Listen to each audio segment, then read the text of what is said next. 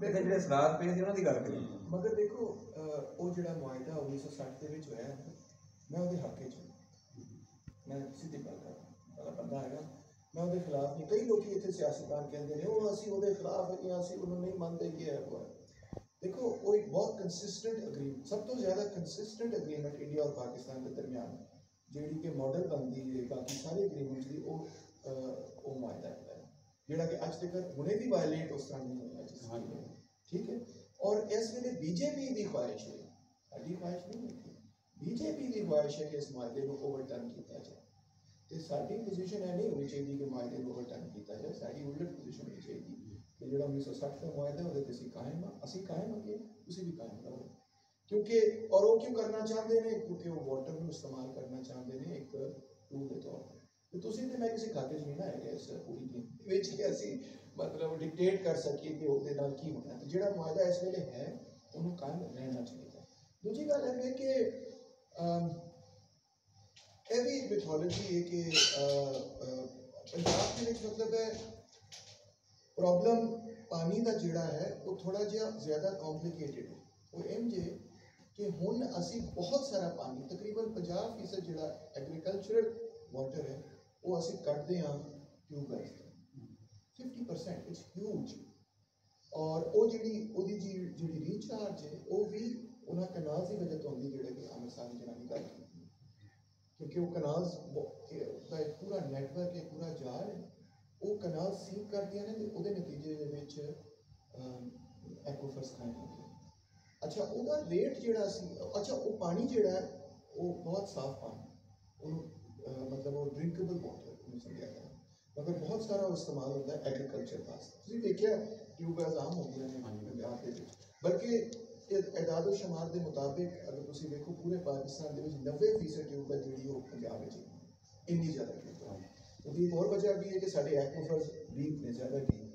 तो इशू इस वेले जो पानी का है ना वो पानी की दस्तियाबी का नहीं है कि पानी साढ़े कोल आ रहा है काफ़ी है, बल्कि कदे कदार वध ही होता है जो फ्लड्स आते हैं। मसला है कि असी उन्होंने सही तरह हारनेस नहीं करता, असी उन्होंने सही इस्तेमाल जो सानू लोड़ होती पानी की उस वेले पानी कोई होता नहीं, जो सानू लोड़ नहीं होती इन्ना पानी आ जाता है कि असी बग जाते हैं। जब जिस सीजन के लोड़ होती है उस सीजन मतलब है कि उसकी डिस्ट्रीब्यूशन जी है वो असी मैनेज नहीं कर पा रहे। जो फ्लड्स आते हैं साढ़े को फ्लड प्लेन नहीं है कि रावी के जोड़े फ्लड प्लेन ने वो पूरी कॉलोनी बनाई हुई है वो फ्लड हो जाती है, देखिए सारे ने। ठीक है। जदों साढ़े कोल जदों पानी घट आवे तो फिर जान के लाले पै जाते हैं लोग की करिए, फिर असी एक्वाफर्स तो ज़्यादा पानी कटते हैं। बल्कि वर्ल्ड बैंक की रिपोर्ट है इस हवाले नाल कि असी जी जिस स्पीड के उत्ते असी कट रहे हैं एक्वाफर्स तो पानी उसके नतीजे के पाकिस्तान ऑलरेडी एक वाटर स्केयर्स तो एक वाटर स्ट्रेस कंट्री बन चुके हैं और मजीद अगे बढ़ रहे हैं इस डायरेक्शन। इसलिए इशू है नहीं है कि अगर असी सिंध तास मुआहदा खत्म कर दईए तो असी बड़े सौखे हो जाएंगे, यह मसला नहीं है। मसला है कि पानी की जी अपनी मैनेजमेंट का इशू है कि उन्होंने किस तरह मैनेज किया जाए वो असी नहीं असी बहुत पीछे हैं। ना तो असी फ्लड्स में मैनेज करना सीखे, बल्कि आमिर साहब कह रहे थे जी गल कि बई पुराने जमाने के जो फ्लड प्लेन की अंडरस्टैंडिंग सी वो भी असी खो बैठे हैं। क्लियर हो गई गल। मतलब यह नहीं कि मैं पुराने ज़माने को रोमांटिसाइज करना मैं नहीं करता, मैं समझदा कि मैं जदीदियत पसंद आदमी हूँ, मैं कदामत पसंद बंदा बिल्कुल भी नहीं है। ठीक है। मगर कुछ चीज़ा होंदियां ने कि जिहड़ियां असीं पहले बेहतर कर रहे सी ਅਸੀਂ तो डिस्कनेक्ट नहीं हो सकते ना जी किताबत पसंद है किताबत पसंद ही कह के डिस्कनेक्ट नहीं हो सकते। कुछ चीज़ा उस वेले फिर भी असीं कुछ चीज़ा उस वेले मैनेज कर रहे सन जिहड़ियां कि बेहतर सन। ते एक कॉम्प्लीकेटेड इशू है। फिर दूसरा इशू है कि अपर रिपेरियन और लोअर रिपेरियन के दरमियान जी अंडरस्टैंडिंग है वो बहुत ही बुरी तरह मुतासर है। और सिर्फ वाटर की वजह तो मुतासर नहीं, और सियासत की वजह तो मैशत की वजह तो कल्चर की वजह तो सकाफत की वजह तो हर चीज़ की वजह मतलब सिंधी जोड़े ने वो ट्रस्ट नहीं करते कि अगर तुम 6 कनाल मजीद जैसे नहर की गल की तो सिंधिया ने इन्नी बड़ी इवन के पीपल्स पार्टी में बैठी सी इन्नी बड़ी देखो उत्थे तहरीक चली कि कहते हैं लोग मैनू कि MRD के जमाने तो बाद इन्नी बड़ी तहरीक 6 कनाल के खिलाफ चली। तो जदों तक तुहाडे कोल पोलिटिकल ट्रस्ट नहीं होएगा अपर और लोअर रिपेरियन के दरमियान ਤੁਸੀਂ ਕੋਈ ਵੀ ਚੰਗਾ ਪ੍ਰੋਜੈਕਟ ਵੀ ਆਪਾਂ ਰਿਪੇਅਰਿੰਗ ਕਰਨ ਦੀ ਕੋਸ਼ਿਸ਼ ਕਰੇ ਲੋ ਰਿਪੇਅਰਿੰਗ ਕਿਉਂਕਿ ਬਾਜ਼ਾਰ ਦੇਖੋ ਨਾ 6 ਕਨਾਲਾਂ ਦਾ ਜਿਹੜਾ ਇਸ਼ੂ ਚੱਲਿਆ ਸੀਗਾ, ਅਗਰ ਉਹ ਬਣ ਜਾਂਦੇ ਸਿੰਧ ਵਾਲੇ ਤੇ ਪਾਣੀ ਸੰਭਾਲ ਨਹੀਂ ਕਰ ਰਹੇ ਨਾ, ਸਮੁੰਦਰ 'ਚ ਜਾ ਰਿਹਾ ਨਾ, ਸਾਡਾ ਮਿਸਮੈਨੇਜਮੈਂਟ ਹੀ ਇੰਨਾ ਸਿੰਪਲ ਨਹੀਂ ਨਾ ਹੈਗਾ ਇਸ ਮਸਲੇ ਨੂੰ ਇੰਜ ਨਹੀਂ ਨਾ। ਜਿਹੜੀ ਪਾੜ ਪੈ ਗਈ ਹੋਈ ਹੈ ਨਾ, ਦੇਖੋ ਅਸੀਂ ਪੋਸਟ 71 ਜਿਹੜਾ ਹੈਗਾ ਨਾ ਇੱਥੇ ਸੂਬਿਆਂ ਦੇ ਦਰਮਿਆਨ 1 vs 3 ਉਹ ਗੇਮ ਕੀਤੀ ਹੈ। ਅਸੀਂ ਜ਼ਬਾਨ ਤੋੜੀ, ਅਸੀਂ ਪੰਜਾਬੀ ਜ਼ਬਾਨ ਦੇ ਕਿੰਨੇ ਟੋਟੇ ਕੀਤੇ, ਉਹਦੇ ਸਿੰਧੀ ਸਭ ਤੋਂ ਅੱਗੇ, ਉਹਦੇ ਪਖਤੂਨ ਅੱਗੇ, ਉਹਦੇ ਸਾਡੇ ਪੰਜਾਬੀ ਭਰਾ ਅੱਗੇ। ਤਾਂ ਮੈਂ ਅੱਗੇ ਕਹਿਣਾ ਗੱਲ ਇਹ ਹੈ ਕਿ ਜਦੋਂ ਤੁਸੀਂ ਪਾੜ ਪਾਉਂਦੇ ਹੋ ਸੂਬਿਆਂ 'ਚ, ਤੁਸੀਂ ਪਲੇ ਕਰਦੇ ਹੋ ਸੂਬਿਆਂ ਦੇ ਨਾਲ, ਤੁਸੀਂ ਮਤਲਬ ਕਿ ਉਹਨਾਂ ਨੂੰ ਕਹਿ ਰਹੇ ਹੋ ਕਿ ਪੰਜਾਬ ਆ ਗਿਆ, ਇਹਨਾਂ ਨੂੰ ਕਹਿ ਰਹੇ ਹੋ ਕਿ ਤੁਹਾਡੇ ਤੇ ਪਏ ਹੋਏ ਨੇ, ਮਤਲਬ ਕਿ ਉਹ ਸਾਰੀ ਗੇਮ ਤਾਰਾਬਾਗ ਡੈਮ ਕੀ ਵਲੀ ਖਾਨ ਨੇ ਕਿਸਾਨ ਹੌਲ ਖਲੋ ਕੇ ਗਿਆ, ਮੈਨੂੰ ਯਾਦ ਹੈ ਜਿਸ ਤਰ੍ਹਾਂ ਕਿ ਤੁਹਾਡਾ ਕੀ ਖਿਆਲ ਹੈ ਕਿ ਮੇਰੇ ਔਰ ਫਲੀਜੋ ਦੀ ਵਜ੍ਹਾ ਤੋਂ ਨਹੀਂ ਬਣਿਆ, ਇਹ ਬਣਾਉਣਾ ਹੀ ਨਹੀਂ ਚਾਹੁੰਦੇ। ਜ਼ਿਆਉਲ ਹੱਕ ਬਣਾ ਦਿੰਦਾ ਸੀ ਨਾ, ਗੱਲ ਹੈ ਮੁਸ਼ਰਫ ਬਣਾ ਦਿੰਦਾ ਸੀ ਨਾ, ਲੇਕਿਨ ਗੱਲ ਹੈ ਕਿ ਉਹਨਾਂ ਦਾ ਇਸ਼ੂ ਹੀ ਨਹੀਂ, ਉਹਨਾਂ ਦਾ ਇਸ਼ੂ ਹੈ ਕਿ ਆਪੇ ਲੜਨ। ਇਸ ਲੜਾਈ ਨੂੰ ਪ੍ਰਮੋਟ ਕੀਤਾ ਉਹਨੇ। ਜਦੋਂ ਡਿਸਟਰੈਸ ਹੋ ਜਾਂਦਾ ਨਾ, ਤੇ ਉਹ ਜਿਹੜੀ ਗੱਲ ਕਹਿ ਰਹੇ ਬਿਲਕੁਲ ਠੀਕ ਹੈ ਸਾਨੂੰ, ਕਿ ਜਦੋਂ ਡਿਸਟਰੈਸ ਹੋਏਗਾ ਤੇ ਫਿਰ ਤੁਸੀਂ ਚੰਗੀ ਗੱਲ ਵੀ ਕਰੋਗੇ ਤੇ ਉਹ ਵੀ ਉਦਾਇਆ ਹੋ ਜਾਏਗਾ। ਔਰ ਬਾਕੀ ਹੈ ਕਿ ਮਤਲਬ ਮੇਰਾ ਆਪਣਾ ਇਹ ਖਿਆਲ ਹੈ ਕਿ ਜਿਹੜਾ ਸਿੰਧਾਲ ਮੁਆਹਦਾ ਹੈ, ਦੇਖੋ 1950 ਤੋਂ ਇੱਕ ਗੇਮ ਸ਼ੁਰੂ ਹੋਈ। ਵੈਸੇ ਤਾਂ ਵਰਲਡ ਬੈਂਕ ਔਰ IMF ਜਿਹੜਾ ਵੀ ਕੰਮ ਕਰਦੇ ਨੇ ਉਹਦੇ 'ਚ ਖੈਰ ਘੱਟ ਹੀ ਪੈਂਦੀ, ਇਹਦੇ 'ਚ ਵੀ ਖੈਰ ਨਹੀਂ ਪਈ। ਜਿਹਦੀ ਇਹਦੀ ਤਾਰੀਖ ਹੈਗੀ ਹੈ ਉਹ ਬੜੀ ਬੁਰੀ ਹੈ। ਵਰਲਡ ਬੈਂਕ ਨੇ ਅੱਜ ਤੱਕ ਕੋਈ ਪਾਣੀ ਦਾ ਹੋਰ ਮੁਆਹਦਾ ਮੇਰਾ ਖਿਆਲ ਨਹੀਂ ਕਰਾਇਆ, ਪਹਿਲਾਂ ਇੱਕੋ ਕਰਾਇਆ, ਔਰ ਉਹਦੇ 'ਤੇ ਵੀ ਸ਼ਰਮਿੰਦਾ ਹੀ ਹੈ। ਵਜ੍ਹਾ ਉਹਦੀ ਕੀ ਹੈ ਕਿ ਕਿਸ ਤਰ੍ਹਾਂ ਨਹਿਰੂ ਟੱਪ ਇੱਥੇ ਆਇਆ ਸੀ। ਪਾਕਿਸਤਾਨ ਦਾ ਉਹੀ ਕੇਸ ਸੀ ਜਿਹੜਾ ਅੱਜ ਸਿੰਧ ਦਾ ਕੇਸ, ਇਹਦੀ ਥੱਲੇ ਹੀ, ਤੇ ਉਹ ਉਸ ਨੂੰ ਵਿਡਰਾਅ ਕੀਤਾ ਪਾਕਿਸਤਾਨ ਨੇ। ਔਰ ਉਹਨਾਂ ਨੂੰ ਔਰ ਆਪਣੇ 3 ਦਰਿਆ ਜਿਹੜੇ ਹੈਗੇ ਨੇ, ਉਹ ਦਰਿਆ 'ਤੇ ਕੱਟਣ ਦਾ ਸਵਾਲ ਹੀ ਨਹੀਂ ਪੈਦਾ ਹੋਣਾ ਚਾਹੀਦਾ ਸੀ। ਕਿਆ ਆਪਣਾ ਬਾਕੀ ਦਰਿਆ ਦੁਨੀਆ ਦੇ ਅੰਦਰ ਕਿਆ ਦਰਿਆ ਕੱਟਦੇ ਨੇ ਇਸ ਤਰ੍ਹਾਂ ਕਿ 3 ਤੁਸੀਂ ਲੈ ਲਓ 2 ਦਰਿਆ ਦੀ ਵੰਡ ਦਾ ਮਤਲਬ ਹੀ ਹੈਗਾ ਸੀ ਕਿ ਇਹ ਘਟੀਆ ਮੁਆਹਦਾ ਹੈ। ਲੇਕਿਨ ਅੱਜ ਜੋ ਮੋਦੀ ਕਰ ਰਿਹਾ ਉਹ ਇੱਕ ਅਲੱਗ ਸਵਾਲ ਹੈ, ਉਹਦੇ 'ਤੇ ਉਹ ਠੀਕ ਹੈ ਕਿ ਮਤਲਬ ਅੱਜ BJP ਕਹਿ ਰਹੀ ਹੈ ਕਿਉਂਕਿ ਉਹ ਹਰਿਆਣਾ ਤੋਂ ਪਾਣੀ ਜਿਹੜਾ ਹੈ ਦੂਜੇ ਪਾਸੇ ਲਿਜਾ ਰਹੇ ਨੇ, ਔਰ ਇਹ ਉਹਨਾਂ ਦਾ ਪੁਰਾਣਾ ਖਿਆਲ ਹੈ ਕਿ ਅਸੀਂ ਇਹ ਪਾਣੀ ਜਿਹੜਾ ਹੈਗਾ ਪੰਜਾਬ ਤੋਂ ਕਿਸੇ ਹੋਰ ਜਗ੍ਹਾ ਲੈ ਜਾਈਏ। ਸਵਾਲ ਇਹ ਹੈ ਕਿ ਇਹ ਸਿੰਧਾਲ ਮੁਆਹਦੇ ਦੀ ਤਾਰੀਖ ਸਾਨੂੰ ਯਾਦ ਰੱਖਣੀ ਚਾਹੀਦੀ ਹੈ। ਮਸੂਦ ਖੱਦਰ-ਬੋਸ਼ ਨੇ ਮੀਟਿੰਗ ਦੇ ਵਿੱਚ ਕਿਹਾ ਕਿ ਤੁਸੀਂ ਦਰਿਆ ਆਪਣੇ ਪਰਮਾਨੈਂਟ ਤੌਰ 'ਤੇ ਖਤਮ ਕਰਕੇ ਔਰ ਤੁਸੀਂ ਇੱਕ ਜਿਹੜਾ ਹੈਗਾ ਨਾ 2 ਡੈਮ ਬਣਾ ਰਹੇ ਹੋ, ਇਹ ਡੈਮ ਭਰ ਜਾਣੇ ਨੇ ਫੈਕਟਰੀ। ਅੱਜ ਅਸੀਂ ਉਹਦੇ ਦੌਰ 'ਚ ਉਹ ਭਰ ਗਏ, ਹੁਣ ਅੱਗੇ ਕੀ ਕਰਨਾ? ਉਹ ਸੌਦੇ ਤੁਹਾਡੇ ਖਤਮ ਹੋ ਗਏ। ਅਯੂਬ ਖਾਨ ਨੇ ਸਿਰਫ ਅਮਰੀਕਾ ਨੂੰ ਖੁਸ਼ ਕਰਨ ਵਾਸਤੇ, ਅਮਰੀਕਾ ਨੇ ਸਿਰਫ ਇੰਡੀਆ ਨੂੰ ਖੁਸ਼ ਕਰਨ ਵਾਸਤੇ ਗੇਮ ਹੀ ਕੀਤੀ ਪੂਰੀ। ਔਰ ਉੱਥੇ ਦੀ ਮੌਟ ਮੈਕਡੋਨਲਡ ਜਿਹੜੀ ਕੰਪਨੀ ਹੈ ਉਹਨੂੰ ਪੂਰਾ ਠੇਕਾ ਮਿਲਿਆ, ਜਿਹੜੀ ਬ੍ਰਿਟਿਸ਼ ਕੰਪਨੀ ਹੈ, ਕਿਉਂਕਿ ਇਹ ਸਾਰਾ ਕੰਮ ਜਿਹੜਾ ਹੈਗਾ ਇਹ ਜਦੋਂ ਤੱਕ ਵੱਡਿਆਂ ਦੇ ਫਾਇਦੇ 'ਚ ਨਹੀਂ ਹੁੰਦਾ ਉਦੋਂ ਤੱਕ ਨਹੀਂ ਹੁੰਦਾ। ਔਰ ਸਾਡੇ ਅੰਗੂਠਾ ਰੱਖ ਕੇ ਸਾਡੇ ਕੋਲ ਕਰਵਾਇਆ ਗਿਆ, ਮਾਰਸ਼ਲ ਲਵਾਇਆ ਹੀ ਇਸ ਵਾਸਤੇ ਗਿਆ ਅਯੂਬ ਦਾ ਮਾਰਸ਼ਲ। ਉਸ ਤੋਂ ਪਹਿਲੇ ਤੁਸੀਂ ਪ੍ਰੋਸੀਡਿੰਗ ਪੜ੍ਹ ਕੇ ਦੇਖ ਲਓ ਅਸੈਂਬਲੀ ਦੀਆਂ, ਉਹਦੇ ਮੀਆਂ ਇਫਤਖਾਰੁद्दीन ਨੇ ਪੁਆਇੰਟ ਆਫ ਆਰਡਰ ਦੇ ਉੱਤੇ ਤਕਰੀਰ ਕੀਤੀ, ਔਰ ਐਸੀ ਜ਼ਬਰਦਸਤ ਤਕਰੀਰ ਸੀ ਕਿ ਜੇ ਅਮਰੀਕੀ ਸਫੀਰ ਨੂੰ ਇੱਥੋਂ ਉਹਨਾਂ ਨੂੰ ਅਰਲੀ ਲੈ ਕੇ ਵਾਪਸ ਜਾਣਾ ਪੈ ਗਿਆ। ਲੇਕਿਨ ਉਸ ਤੋਂ ਬਾਅਦ ਸਾਰੇ ਅਮਰੀਕੀ ਚਮਚੇ ਜਿਹੜੇ ਨੇ ਇਹਨਾਂ ਰਲ ਕੇ ਇਹਨਾਂ ਨੇ ਮਾਰਸ਼ਲ ਲਵਾਇਆ, ਔਰ ਮਾਰਸ਼ਲ ਲਵਾ ਕੇ ਉਹੀ ਕੰਮ ਕਰਾਏ ਜਿਹੜੇ ਅਮਰੀਕਾ ਚਾਹੁੰਦਾ ਉਹ ਕਰਵਾ ਕੇ ਉਸ ਤੋਂ ਬਾਅਦ ਠੀਕ। ਸੋ ਮਤਲਬ ਹੈ ਕਿ ਅੱਜ ਮੋਦੀ ਨੇ ਜ਼ਾਹਿਰ ਹੈ ਮੋਦੀ ਨੇ ਤਾਂ ਇੱਕ ਹੋਰ ਗੇਮ ਖੇਡਦੇ। ਅੱਜ ਤੁਸੀਂ ਦੇਖਿਆ ਹੋਏਗਾ ਕਿ ਉਹਨਾਂ ਨੇ ਖਾਲਿਸਤਾਨੀਆਂ ਨੇ ਇੱਕ ਨਕਸ਼ਾ ਜਾਰੀ ਕਰਤਾ ਕਿ ਉੱਥੇ ਕ੍ਰਿਸਚਨ ਸਟੇਟ ਬਣਾਈ ਹੈ, ਉਹਦੇ ਨਾਲ ਹੀ ਉਹਨਾਂ ਨੇ ਟਰੰਪ ਲੈਂਡ ਰੱਖਤਾ। ਉਹ ਜਿਹੜੀ ਚੀਨ ਦੇ ਨਾਲ ਜੁੜਦੇ ਇਲਾਕੇ ਹੈਗੇ ਨਾ, ਉਹ ਉਹਨਾਂ ਦਾ 7 ਮੀਜ਼ੋਰਾਮ ਵਗੈਰਾ ਵਗੈਰਾ ਉਹਨੇ ਗੇਮਾਂ ਹੀ ਨਾ ਪੂਰੀਆਂ। ਉਹ ਚੀਨ ਇੰਡੀਆ ਦੇ ਉੱਤੇ ਮੁਖਤਲਿਫ ਪ੍ਰੈਸ਼ਰ ਪੈ ਰਹੇ ਨੇ, ਉਹ ਉਸ ਪ੍ਰੈਸ਼ਰ ਤੋਂ ਹਟਣ ਵਾਸਤੇ ਬਈ ਉਹ ਚੀਨ ਨਾਲ ਲੜੇਗਾ ਤੇ ਉਹਨੂੰ ਪਤਾ ਉਹਦਾ ਕੀ ਨਤੀਜਾ ਨਿਕਲੇਗਾ, ਉਹਦੇ ਵਾਸਤੇ ਉਹ ਕੋਈ ਹੋਰ ਗੇਮਾਂ ਖੇਡ ਰਿਹਾ। ਉਹ ਕਹਿ ਰਹੇ ਕਿ ਪਾਕਿਸਤਾਨ ਨੂੰ ਦਬਾ ਲਓ, ਪਾਕਿਸਤਾਨ ਦਹਿਸ਼ਤਗਰਦ ਹੈ, ਫਲਾਣਾ ਇਹੀ ਕੰਮ ਹੋ ਰਿਹਾ। ਅਤੇ ਸਾਨੂੰ ਇਹ ਸਾਰੀ ਚੀਜ਼ ਨੂੰ ਦੇਖਣਾ ਚਾਹੀਦਾ ਹੈ ਕਿ ਤੁਸੀਂ ਆਪਣੀ ਇਸ ਪੋਲੀਟਿਕਸ ਦੇ ਵਿੱਚ ਦਰਿਆਵਾਂ ਦਾ ਬੇੜਾ ਕਰੋ, ਤੁਸੀਂ ਇੱਥੇ ਦੀ ਵਸੋਂ ਦਾ ਬੇੜਾ ਕਰੋ, ਉਸ ਦੇ ਉੱਤੇ ਸਾਡੀ ਨਜ਼ਰ ਹੋਣੀ ਚਾਹੀਦੀ ਹੈ। ਪੋਲੀਟਿਕਸ ਤੁਸੀਂ ਕਰੋ ਲੇਕਿਨ ਕਮ ਅਜ਼ ਕਮ ਦਰਿਆਵਾਂ ਦਾ ਬੇੜਾ ਪੈਦਾ ਕਰੋ। ਮਕਸਦ ਇਹ ਹੈਗਾ ਕਿ ਇਸ ਸਾਰੀ ਕੱਟ ਕਟਾਉ ਦੇ ਵਿੱਚ ਮੁਤਾਸਰ ਇੱਕ ਲਾਮਹੱਲਾ ਪੰਜਾਬ ਕਿਉਂ ਹੈ? ਸਾਰੇ ਮੁਤਾਸਰ ਹੋਏ ਨੇ। ਤੁਸੀਂ ਦੇਖੋ ਕਿ ਪਸ਼ਤੂਨ ਕਿਵੇਂ ਮੁਤਾਸਰ ਹੋਏ ਕਿ ਅੱਧੇ ਤੋਂ ਜ਼ਿਆਦਾ ਉੱਥੇ ਨੇ ਅਤੇ ਅੱਧੇ ਇੱਥੇ ਨੇ, ਠੀਕ ਹੈ ਨਾ। ਜਿਹੜੀ ਗ੍ਰਾਂਟ ਲਾਈਨ ਦੀ ਗੱਲ ਹੈ, ਉਹਨਾਂ ਨੇ ਫਿਰ 47 ਦੇ ਵਿੱਚ ਪਾਕਿਸਤਾਨ ਨੂੰ ਮੰਨਿਆ ਹੀ ਨਹੀਂ ਸੀ। 1 ਸਾਲ ਤਕਰੀਬਨ ਉਹ ਨਹੀਂ ਤਸਲੀਮ ਕਰਦੇ ਸਨ, ਕਿਉਂਕਿ ਉਹ ਕਹਿੰਦੇ ਸਨ ਕਿ ਸਾਡੇ ਅੱਧੇ ਬੰਦੇ ਜਿਹੜੇ ਨੇ ਸਾਡੀ ਹਿਸਟੋਰੀਕਲ ਪਲੇਸਿਸ ਪਿਸ਼ਾਵਰ ਵਗੈਰਾ ਮਤਲਬ ਉਹਨਾਂ ਦਾ ਇੱਕ ਉਸ ਤੋਂ ਪਹਿਲੇ ਤਾਂ ਇੰਡੀਆ ਸ਼ਾਮਲ ਹੋਣਾ ਚਾਹੁੰਦਾ ਸੀ, ਉਹ ਵੀ ਇੱਕ ਅਜੀਬ ਪੋਲੀਟਿਕਸ ਨਹੀਂ। ਪਹਿਲੇ ਉਹ ਕਹਿ ਰਹੇ ਸਨ ਕਿ ਅਸੀਂ ਯੂਨਾਈਟਿਡ ਇੰਡੀਆ ਦਾ ਤੁਸੀਂ ਆਪਣੀ ਟਾਈਮ ਤੇ ਗੱਲ ਮੁਕਾਮ ਦੇ ਤੁਸੀਂ ਗੱਲ ਕਰ ਰਹੇ ਹੋ। एक गल दुरुस्त है कि ਜਿਹੜੇ खुदाई खिदमतगार लोग सन ਉਹ ਇੰਡੀਆ ਨਾਲ ਸ਼ਾਮਿਲ ਹੋਣਾ ਚਾਹੁੰਦੇ ਸਨ, ਮਗਰ ਜਿਹੜੇ ਅਫਗਾਨਿਸਤਾਨ ਵਿੱਚ ਲੋਕੀ ਬੈਠੇ ਸਨ ਉਹ ਨਹੀਂ ਸ਼ਾਮਿਲ ਹੋਣਾ ਚਾਹੁੰਦੇ ਸਨ ਨਾ, ਉਹਨਾਂ ਦਾ ਹੋਰ ਮਸਲਾ ਅਫਗਾਨ ਸਿਆਸਤ ਨੂੰ ਦੇਖੋਗੇ ਕਿ ਜ਼ਾਹਿਰ ਸ਼ਾਹ ਦਾ ਕੀ ਮੌਕਫ ਸੀ ਉਸ ਵੇਲੇ, ਔਰ ਉਸ ਤੋਂ ਬਾਅਦ ਕੀ ਨਾਂ ਹੈ ਆਪਣਾ ਦਾਊਦ ਦਾ ਕੀ, ਮੁਹੰਮਦ ਦਾਊਦ ਦਾ ਕੀ ਮੌਕਫ ਸੀ। ਉਹਨਾਂ ਦਾ ਮੌਕਫ ਇਹੀ ਸੀ ਕਿ ਬਈ ਇਹ ਯੂਨਾਨ ਪਲਾਨ ਅਸੀਂ ਨਹੀਂ ਕਬੂਲ ਕਰਦੇ, ਉਹ ਵੀ ਟੁੱਟੇ, ਠੀਕ ਹੈ।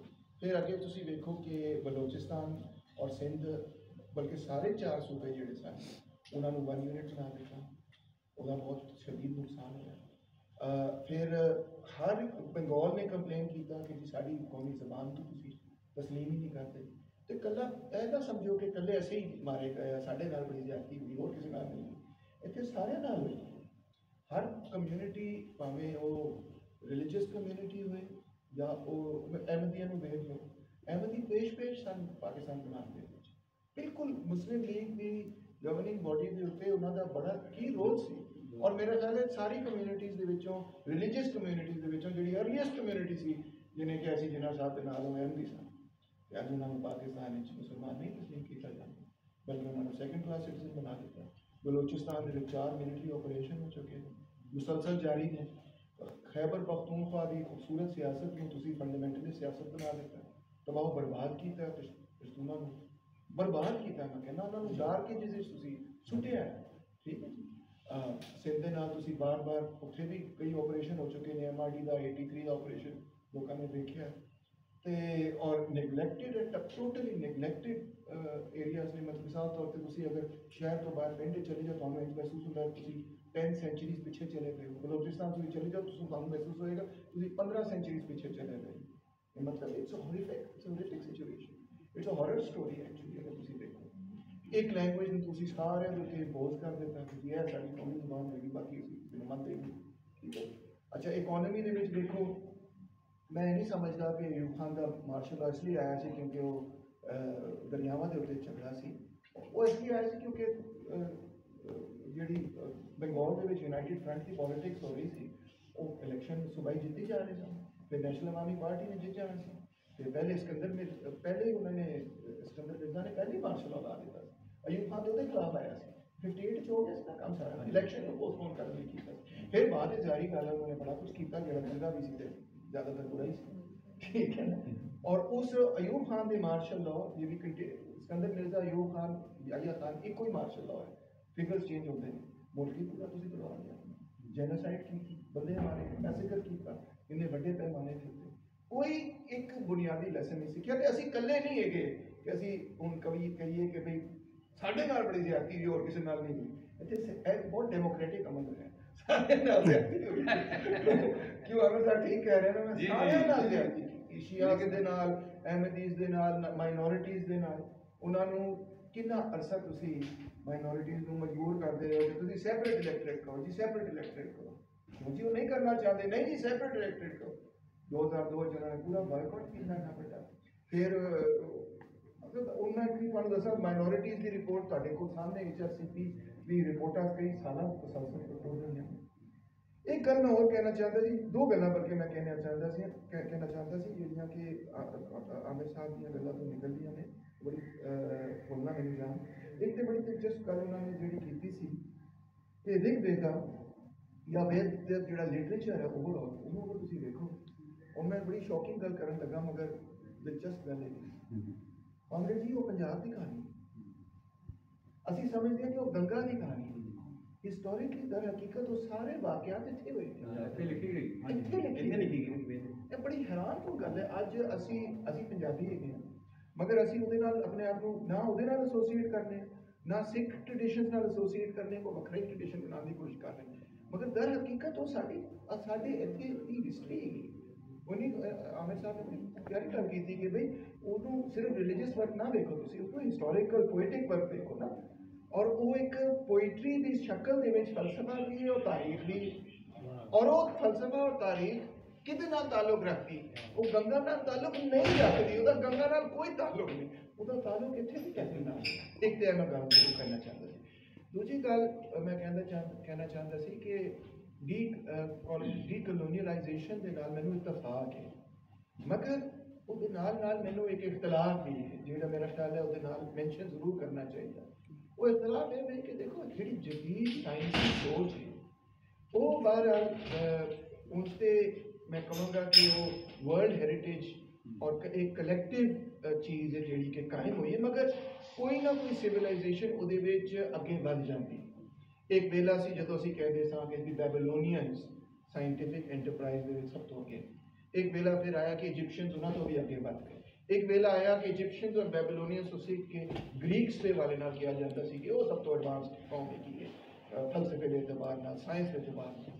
ਫਿਰ ਉਹ ਤਬਾਹ ਬਰਬਾਦ ਹੋਏ ਤੇ ਉਹਨਾਂ ਦੀ ਸ਼ਾਖਾਂ ਬਾਹਰ ਨਿਕਲੀਆਂ ਤੇ ਇੱਕ ਸ਼ਾਖ ਅਸੀਂ ਫੜ ਲਈ, ਮੁਸਲਮਾਨਾਂ ਨੇ ਫੜ ਲਈ ਜਿਹੜੀ ਅਰਸਤੂ ਤੋਂ ਤਾਲੁਕ ਰੱਖਦੀ ਸੀ। ਇੱਕ ਸ਼ਾਖ ਜਿਹੜੀ ਪਲੇਟੋ ਤੋਂ ਤਾਲੁਕ ਰੱਖਦੀ ਸੀ ਉਹ ਚਰਚ ਨੇ ਫੜ ਲਈ। ਚਰਚ ਦੀ ਕ੍ਰਿਸਚੀਅਨ ਮੈਟਾਫਿਜ਼ਿਕਸ ਸਾਰੀ ਦੀ ਸਾਰੀ ਤੁਹਾਨੂੰ ਪਤਾ ਹੈ ਪਲੋਟਾਈਨਸ ਦੇ ਉੱਤੇ ਔਰ ਨਿਓਪਲੇਟਨਿਜ਼ਮ ਦੇ ਉੱਤੇ ਬੁਨਿਆਦ ਰੱਖਦੀ ਹੈ ਨਾ, ਤੇ ਚਲੋ ਉੱਥੋਂ ਉਹਨਾਂ ਨੇ ਫੜ ਲਈ। ਤੇ ਇੱਕ ਫਿਰ ਵੇਲਾ ਆਇਆ ਕਿ ਜਦੋਂ ਮੁਸਲਮਾਨ ਸਾਇੰਸਦਾਨ ਔਰ ਫਿਲਾਸਫਰ ਸਭ ਤੋਂ ਅੱਗੇ ਸਨ। ਇਬਨ ਸੀਨਾ ਬਹੁਤ ਗ੍ਰੇਟ ਆਦਮੀ ਦਾ, ਸਾਨੂੰ ਅੰਦਾਜ਼ਾ ਹੀ ਨਹੀਂ ਕਿੰਨਾ ਗ੍ਰੇਟ ਆਦਮੀ। ਅਲ-ਬੈਰੂਨੀ, ਇਬਨ ਸੀਨਾ, ਇਬਨ ਰੁਸ਼ਦ, ਮਤਲਬ ਜਦੋਂ ਮੈਂ ਉਹਨਾਂ ਨੂੰ ਪੜ੍ਹਨਾ ਮੈਂ ਸਮਝਦਾ ਕਿ ਮਤਲਬ ਇੰਨੇ ਐਡਵਾਂਸ ਲੋਕ ਕਿ ਅੱਜ ਅਗਰ ਉਹਨਾਂ ਦੀ ਫਿਕਰ ਵਾਕਈ ਕੋਈ ਬੰਦਾ ਸੋਚੇ ਨਾ ਉਹਨਾਂ ਦੇ ਉੱਤੇ ਤੇ ਉਹਨਾਂ ਦੇ ਉੱਤੇ ਇੱਥੇ ਫਤਵਾ ਲੱਗ ਜਾਏ। ਉਦੋਂ ਵੀ ਤਾਂ ਲੱਗੇ ਹੀ ਹੈ, ਉਦੋਂ ਵੀ ਲੱਗੇ ਸਨ, ਉਦੋਂ ਵੀ ਲੱਗੇ ਸਨ, ਮਗਰ ਅੱਜ ਹੋਰ ਵੀ ਬੜਾ ਮਾੜਾ ਹਾਲ ਹੈ। ਬਹਰਹਾਲ ਚਲੋ ਮਤਲਬ ਫਿਰ ਮੁਸਲਮਾਨਾਂ ਦੇ ਕੋਲੋਂ ਕਹਿ ਲਓ ਤੁਸੀਂ ਬਟੌਨ ਹੱਥ 'ਚ ਆ ਗਿਆ ਕਿ ਉਹ ਸਭ ਤੋਂ ਐਡਵਾਂਸ ਸਨ। ਇੱਕ ਵੇਲਾ ਉਹ ਵੀ ਸੀ ਕਿ ਜਦੋਂ ਮੈਂ ਕਹਾਂਗਾ ਕਿ ਇੰਡੀਆ ਆਪਣੀ ਸਾਈਂ ਬਹੁਤ ਜਿਹੜੀ ਗੋਲਡਨ ਪੀਰੀਅਡ, ਮੌਰੀਅਨ ਪੀਰੀਅਡ ਹੈ ਵਗੈਰਾ, ਬਹੁਤ ਐਡਵਾਂਸ ਪੀਰੀਅਡ ਹੈ ਵਾਕਈ, ਅਸ਼ੋਕਾ ਦਾ ਪੀਰੀਅਡ ਵਗੈਰਾ। ਅੱਛਾ ਫਿਰ ਬਹਰਹਾਲ ਜਿਹੜਾ ਜਦੀਦ ਸਾਇੰਸੀ ਰੈਵੋਲੂਸ਼ਨ ਹੈ ਉਹ ਤਾਂ ਹਕੀਕਤ ਹੈ ਕਿ ਸਕੌਟਿਸ਼ ਇਨਲਾਈਟਨਮੈਂਟ ਤੋਂ ਫੈਲਦਾ ਹੋਇਆ ਫਿਰ ਇੰਗਲੈਂਡ ਔਰ ਫਰਾਂਸ ਦੇ ਵਿੱਚ ਔਰ ਇਸ ਤਰ੍ਹਾਂ ਹੈ। ਤੇ ਸਾਨੂੰ ਉਹ ਜਿਹੜੀ ਇਨਲਾਈਟਨਡ ਸੋਚ ਹੈ ਬਹਰਹਾਲ ਡੈਮੋਕ੍ਰੈਟਿਕ ਵੀ ਹੈ, ਰਿਪਬਲਿਕਨ ਜਿਹਨੂੰ ਕਹਿੰਦੇ ਆ ਕਿ ਵੀ ਬਾਦਸ਼ਾਹ ਦੇ ਖਿਲਾਫ, ਮਲੂਕੀਅਤ ਦੇ ਖਿਲਾਫ, ਫਿਰ ਅੱਗੇ ਜਾ ਕੇ ਆਪਣਾ ਮਲਕੀਅਤ ਦੇ ਖਿਲਾਫ, ਉਹ ਜਿਹੜੀ ਸਾਇੰਟੀਫਿਕ ਸੋਚ ਡਿਵੈਲਪ ਹੋਈ ਯੂਰਪ ਤੋਂ, ਉਹਨੂੰ ਨਹੀਂ ਅਸੀਂ ਸਾਨੂੰ ਰਿਜੈਕਟ ਕਰਨਾ ਚਾਹੀਦਾ ਇਨ ਦ ਨੇਮ ਆਫ ਡੀਕੋਲੋਨਾਈਜ਼ਿੰਗ ਆਵਰ ਥਾਟ। ਗੱਲ ਦਰਿਆਵਾਂ ਤੋਂ ਬੜੀ ਖੂਬਸੂਰਤ ਗੱਲ ਹੋਈ ਹੈ ਕਿ ਡਾਕਟਰ ਸਾਹਿਬ ਜੇ ਕਿਤੇ ਸਰਸਵਤੀ ਹੈ ਤੇ ਜ਼ਮੀਨ ਦੇ ਥੱਲੇ ਵੀ ਤੇ ਬੜੀ ਖੂਬਸੂਰਤ ਗੱਲ ਹੋਈ। ਰਿਆਸਤ ਸਾਹਿਬ ਦਾ ਸ਼ੁਕਰੀਆ, ਡਾਕਟਰ ਸਾਹਿਬ ਦਾ ਸ਼ੁਕਰੀਆ। ਇਕੱਲੇ ਪੰਜਾਬ ਦੀ ਗੱਲ ਤਾਂ ਨਹੀਂ ਹੈਗੀ, ਓਵਰਆਲ ਪੂਰੀ ਤਾਰੀਖ ਹੀ ਦਰਿਆਵਾਂ ਦੇ ਪਾਣੀ ਨਾਲ ਔਰ ਪਾਣੀ ਨਾਲ ਜੁੜੀ। ਦੇਖੋ ਇਹ ਜਿਹੜੀ ਧਰਤੀ ਪਾਈ ਦਰਿਆਈ ਹੈ ਨਾ, ਇਹ ਪੂਰਾ ਜਿਹੜਾ ਇਲਾਕਾ ਹੈਗਾ ਜਿਹਦੇ ਪੂਰਾ ਕਸ਼ਮੀਰ ਵੀ ਪੂਰਾ ਪੰਜਾਬ ਵੀ ਸ਼ਾਮਿਲ ਹੈ, ਇਹਦਾ ਪੁਰਾਣਾ ਨਾਂ ਹੀ ਧਰਤੀ ਪਾਈ ਦਰਿਆਈ। ਹਾਂਜੀ, ਰਾਮਾਇਣ ਦੇ ਵਿੱਚ ਉਹਨੇ ਦੂਸਰੀ ਜਿਲਦ ਦੇ ਵਿੱਚ ਇਹ ਗੱਲ ਕਹੀ ਕਿ ਅਸੀਂ ਜਦੋਂ ਪਹਿਲਵੀਆਂ ਦੇ ਦੇਸ਼ ਤੋਂ ਉੱਡੇ ਤੇ ਅਸੀਂ ਧਰਤੀ ਪਾਈ ਦਰਿਆਈ ਤੋਂ ਚੁੜੇ। ਇਹ ਧਰਤੀ ਪਾਈ ਦਰਿਆਈ ਹੀ ਹੈ ਜਦੋਂ ਗਜ਼ਨੀ ਤੋਂ ਆਇਆ ਆਪਣਾ ਇਬਨ ਬਤੂਤਾ, ਰਾਮਾਇਣ ਤੋਂ ਬਹੁਤ ਦੇਰ ਬਾਅਦ ਆਇਆ, ਤੇ ਉਹਨੇ ਕਿਹਾ ਮੇਰੇ ਪਿੱਛੇ ਤੁਰਕਮਾਨਾ ਦਾ ਇਲਾਕਾ ਹਸ਼ਨਗਰ ਖਲੋਗੇ। ਉਹਨੇ ਕਿਹਾ ਮੇਰੇ ਪਿੱਛੇ ਜਿਹੜਾ ਹੈਗਾ ਉੱਥੇ ਹਸ਼ਨਗਰ ਲਿਖਿਆ, ਲੇਕਿਨ ਉਹਨੇ ਕਿਹਾ ਮੇਰੇ ਪਿੱਛੇ ਤੁਰਕਮਾਨਾ ਦਾ ਇਲਾਕਾ ਹੈ ਤੇ ਅੱਗੇ ਧਰਤੀ ਪਾਈ ਦਰਿਆਈ। ਤੇ ਮਤਲਬ ਹੈ ਕਿ ਧਰਤੀ ਪਾਈ ਦਰਿਆਈ ਹੈਗੀ ਹੈ ਜਿਹਨੂੰ ਅਸੀਂ ਫਿਰ ਬਾਅਦ ਵਿੱਚ ਅੰਗਰੇਜ਼ਾਂ ਨੇ 20th ਸੈਂਚੁਰੀ 'ਚ ਆ ਕੇ ਪਹਿਲੀ ਦਫਾ ਇੰਡਸ ਵੈਲੀ ਕਿਹਾ। ਇਹਦਾ ਨਾਮ ਧਰਤੀ ਪਾਈ ਦਰਿਆਈ ਹੈ। ਔਰ ਇੱਕ ਸਾਇੰਟੀਫਿਕ ਗੱਲ ਕਰੋ ਨਾ ਤੁਸੀਂ, ਫਿਰ ਖੁਦਾਈਆਂ ਤੇ ਜਾਓ। ਹਾਂਜੀ, ਜੇ ਖੁਦਾਈਆਂ ਦੇ ਉੱਤੇ ਵੀ ਹੜੱਪੇ ਤੋਂ ਗੱਲ ਸ਼ੁਰੂ ਹੋਈ, ਹੜੱਪਨ ਔਰ ਪ੍ਰੀ ਹੜੱਪਨ ਸੈਟਲਮੈਂਟ ਦੇ ਵਿੱਚ ਜਿੰਨਾ ਹੀ ਹੁਣ ਤੱਕ ਆਇਆ ਉਹ ਪੜ੍ਹ ਕੇ ਦੇਖ ਲਓ। ਤੇ ਇਹ ਧਰਤੀ ਜਿਹੜੀ ਹੈਗੀ ਹੈ ਉਹਦੇ ਵਿੱਚ, ਔਰ ਫਿਰ ਪਾਕਿਸਤਾਨ ਬਣਨ ਦੇ ਵਿੱਚ ਅਗਰ ਕਿਸੇ ਦੀ ਬਰਬਾਦੀ ਹੋਈ ਹੈ ਨਾ, ਉਹ ਪੰਜਾਬ ਦੀ, ਇਹਦੇ ਕੋਈ ਸ਼ੱਕ ਨਹੀਂ ਹੈਗਾ। ਜਿੰਨਾ ਕਤਲੇਆਮ ਪੰਜਾਬ ਵਿੱਚ ਹੋਇਆ, ਇਸ ਵਾਸਤੇ ਮੈਂ ਤਾਂ ਕਹਿੰਦਾ ਇੰਡੀਆ ਦੀ ਕੋਈ ਥੀਮ ਹੈ ਹੀ ਨਹੀਂ, ਇਹ ਪੰਜਾਬ ਦੀ ਵਿੱਚ ਇਹਦਾ ਉਹ ਅਸਰ ਜਿਹੜਾ ਹੈਗਾ ਬਲੋਚਿਸਤਾਨ ਦੇ ਵਿੱਚ ਜਾਂ ਸਿੰਧ ਦੇ ਵਿੱਚ ਉਸ ਤਰ੍ਹਾਂ ਨਹੀਂ ਪਿਆ ਜਿਹੜਾ ਪੰਜਾਬ ਨੂੰ ਭੁਗਤਣਾ ਪਿਆ। ਇਸ ਵਾਸਤੇ ਪਾਕਿਸਤਾਨ ਦੀ ਜਦੋਂ ਵੀ ਤੁਸੀਂ ਗੱਲ ਕਰੋਗੇ ਨਾ, ਉਹਦੇ 'ਚ ਤੁਹਾਨੂੰ ਗੱਲ ਕਰਨੀ ਪਏਗੀ ਕਿ ਪੰਜਾਬੀਆਂ ਨੇ ਬਹੁਤ ਕੁਝ, ਔਰ ਸਭ ਤੋਂ ਜ਼ਿਆਦਾ ਗਾਲਾਂ ਵੀ ਹੁਣ ਪੰਜਾਬੀਆਂ ਨੂੰ ਪੈਂਦੀਆਂ ਨੇ, ਕਿਉਂਕਿ 71 ਤੋਂ ਬਾਅਦ ਦਾ ਕ੍ਰਾਈਸਿਸ ਹੈਗਾ ਕਿ ਮੈਂ ਕਹਿ ਰਿਹਾ ਕਿ 3 ਸੂਬੇ ਵਾਲੀ ਸੂਬੇ ਦੀ ਲੜਾਈ ਸਟੈਬਲਿਸ਼ਮੈਂਟ ਨੇ ਹੀ ਸ਼ੁਰੂ ਕਰਾਈ, ਔਰ ਸਾਡੇ ਬਹੁਤ ਸਾਰੇ ਪਖਤੂਨ, ਸਿੰਧੀ, ਬਲੋਚ, ਈਵਨ ਉਰਦੂ ਸਪੀਕਿੰਗ ਉਹ ਇਸ ਲੜਾਈ ਦੇ ਵਿੱਚ ਦਰਿਆਓ ਲੱਗਦੇ ਸੱਜਣ ਬਣੇ, ਆਈ ਵੀ ਬਣੇ। ਉਹ ਬਕਾਇਦਾ ਉਹਨਾਂ ਨੇ ਉਹ ਕੰਮ ਕੀਤੇ ਉਹਦੇ 'ਚ ਆ ਕੇ ਕਿ ਪੰਜਾਬ ਆ ਗਿਆ, ਪਰ ਪੰਜਾਬ ਨੂੰ ਤੋੜ ਦਿਓ। ਹੁਣ ਇਹ ਕੀ ਹੈਗਾ ਕਿ ਪੰਜਾਬ ਤੋੜ ਦਿਓ ਤਾਂ ਮਸਲੇ ਹੱਲ ਹੋ ਜਾਣਗੇ। ਬਈ ਮਸਲੇ ਇਸ ਤਰ੍ਹਾਂ ਨਹੀਂ ਹੱਲ ਹੋਣਗੇ। ਮਸਲੇ ਉਹ ਕਿਸੇ ਨੇ ਕਿਹਾ ਜਗੀਰਾ ਵੰਡੋ, ਬਈ ਤੁਸੀਂ ਫਿਰ ਜਗੀਰਾ ਵੰਡੋ ਨਾ, ਲੈਂਡ ਦੀ ਜਸਟੀਫਿਕੇਸ਼ਨ ਠੀਕ ਕਰੋ। ਤੁਸੀਂ ਉਸ ਪਾਸੇ ਆਓ ਨਾ, ਉਸ ਪਾਸੇ ਕੋਈ ਨਹੀਂ ਆਉਂਦਾ। ਤੁਸੀਂ ਡੀਸੈਂਟਰਲਾਈਜੇਸ਼ਨ ਦੀ ਹਿਮਾਇਤ ਨਹੀਂ ਕਰਦੇ, ਤੁਸੀਂ ਕਹਿੰਦੇ ਮੈਂ ਪੰਜਾਬ ਨੂੰ ਗਾਲਾਂ ਕੱਢ ਕੇ ਜਿਹੜਾ ਹੈਗਾ ਨਾ ਮਸਲੇ ਹੱਲ। ਇੱਕ ਹੋਰ ਸੌਰੀ ਬੜੀ ਇੰਪੋਰਟੈਂਟ ਗੱਲ ਕਰਨਾ ਚਾਹੁੰਦਾ ਸੀ मेरा ख्याल कॉमेडी इरफान के सेशन में ही हुई रिसेंटली मैंने मियाँ आमिर महमूद ने बुलाया मैंने भी बुलाया काफ़ी सारे लोगों ने काफ़ी सारे लोगों ने बुलाया मैं ਉਹਦੇ ਵਿੱਚ ਸ਼ਾਮਿਲ ਸੀ ਤੇ ਮੈਂ ਉਹਨਾਂ ਦੀ ਗੱਲ ਸੁਣਨ ਵੀ ਗਿਆ ਸੀ ਉਹ ਇਹ ਕਹਿ ਰਹੇ ਸਨ ਕਿ ਜੀ ਪੂਰੇ ਪਾਕਿਸਤਾਨ ਦੇ ਜਿਹੜੇ 4 ਸੂਬੇ ਨੇ ਉਹਨਾਂ ਨੂੰ 32 ਸੂਬੇ ਆ 33 ਸੂਬੇ ਮੀਆਂ ਅਮਰ ਨੂੰ ਉਹਦੇ ਤੇ ਬਕਾਇਦਾ ਉਹਨਾਂ ਚੈਨਲ ਤੇ ਰੋਜ਼ ਹੀ ਕੰਮ ਕਰ ਰਿਹਾ ਉਹਨੇ ਜ਼ਿਆਦਾ ਹਾਂਜੀ, ਰੋਜ਼ ਇਹ ਗੱਲ ਕਰਦਾ ਜ਼ਿਆਦਾ ਹੁਣ last period ਸਟੇਟਮੈਂਟ ਹੈਗੀ ਹੈ ਔਨ ਰਿਕਾਰਡ ਜਿਹਦੇ ਚ ਉਹਨੇ ਕਿਹਾ ਮੇਰਾ ਦਿਲ ਕਰਦਾ ਹੈ ਕਿ ਮਤਲਬ ਦੇ 100 ਸੂਬੇ ਵਾਸਤੇ ਦੇਖੋ ਮਤਲਬ ਇੱਕ ਮਰਕਜ਼ ਇੰਨਾ ਕਮਜ਼ੋਰ ਮਜ਼ਬੂਤ ਹੋ ਜਾਏ ਕਿ ਕੋਈ ਉਹਦੇ ਅੱਗੇ ਬੋਲ ਨਾ ਸਕੇ ਇੰਡੀਆ ਦੀ ਵਰਸਟ ਐਗਜ਼ਾਮਪਲ ਹੈ ਸੂਬੇ ਤੋੜਨ ਦੇ ਬਾਰੇ ਉਹਨਾਂ ਦੀ ਤਮਾਮ ਇੰਸਰਜੈਂਸੀ ਦੀ ਤਹਿਰੀਕਾਂ ਜਿਹੜੀਆਂ ਨੇ ਉਹ ਲਿੰਕਡ ਨੇ ਇਹਦੇ ਨਾਲ ਕਿ ਤੁਸੀਂ ਉੱਥੇ ਸੂਬੇ ਤੋੜੇ ਕਾਂਗਰਸ ਦਾ ਜਿੱਥੇ ਤਾਕਤ ਨਹੀਂ ਹੁੰਦੀ ਉਹ ਤੋੜ ਦਿੰਦੀ ਸੀ ਉਸ ਤੋਂ ਬਾਅਦ ਰਿਐਕਸ਼ਨ ਹੋਏ ਉਸ ਤੋਂ ਬਾਅਦ ਉੱਥੇ ਨੈਸ਼ਨਲਿਸਟ ਅੱਗੇ ਆ ਗਏ ਜੋ ਗੱਲ ਸੂਬਿਆਂ ਦੀ ਹੋ ਰਹੀ ਹੈ ਜੋ ਗੱਲ ਹੋ ਰਹੀ ਹੈ ਤਾਂ ਲਾਮਹਾਲਾ ਨੈਸ਼ਨਲਿਸਟ में भी रियाज कुमार साहब मीटिंग ਉਸ ਤੇ ਗੱਲ ਹੋ ਰਹੀ ਹੈ ਸਾਡੀ ਕਿ ਜਿੰਨੀ ਪੰਜਾਬ ਨੂੰ ਤੋੜਨ ਦੀ ਗੱਲ ਹੋ ਰਹੀ ਹੈ ਉਹਦੇ ਨਾਲ ਸਾਡਾ ਨੈਸ਼ਨਲਿਸਟ ਸਟਾਂਸ ਜਿਹੜਾ ਉਹ ਜ਼ਿਆਦਾ ਮਜ਼ਬੂਤ ਹੁੰਦਾ ਪਿਆ